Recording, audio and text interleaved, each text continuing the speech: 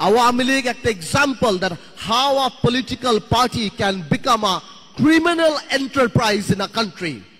একটা রাজনৈতিক দল একটা ক্রিমিনাল এন্টারপ্রাইজে কিভাবে এবং দেখেন আল্লাহর কি মহরমা। কিন্তু আমাদের সবার একটা জায়গায় এক থাকতে হবে, কারণ সেটা হলো কি আওয়ামী লীগ যাতে আর রাজনীতিতে না আসতে পারে। কেন থাকতে হবে আমি সেটাও বলি। আমি জানি এই কথাটা হয়তো অনেকে ডেমোক্রেটিক লাগবে না, কারণ বাংলাদেশের 4 থেকে 5 কোটি মা মনে করে আওয়ামী লীগ আসলে তাদের সন্তানদেরকে মেরে ফেলা হবে। যারা ওই মিছিলে নেমেছিল তারা বিশ্বাস করে যে ভিডিও দেখে বের করে করে কারা মিছিলে গিয়েছে তাদের বের করে খুন করা হবে। আপনার মনে রাখতে হবে, for a special criminal you need special ল।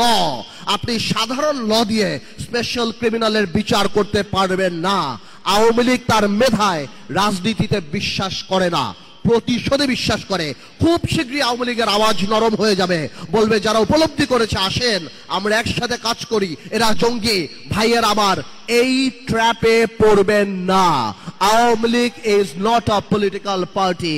বাংলাদেশের প্রত্যেকটা মানুষ যারা ফেসবুকে লাল করেছিল তাদের জীবন লাল করে ফেলবে, ধ্বংস করে বলবে।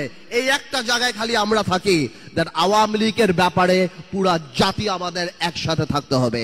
গত 17 বছরের ফ্যাসিস্ট আওয়ামী লীগের ক্ষমতায় থাকার ভিত্তিটা ছিল মানুষের ভালোবাসা না, ভোট না, বরং ভীতি। গত 17 বছর গুম খুন হত্যা করে মানুষকে একটা ভয়ের মধ্যে রেখেছিল, ভীতির মধ্যে। কিন্তু আওয়ামী লীগ উপলব্ধি করেনি যে এই ভীতিটা একটা পর্যায়ে ঘৃণায় রূপান্তরিত হবে এবং ঘৃণা রূপান্তরিত হবে গণ অভ্যুত্থানে।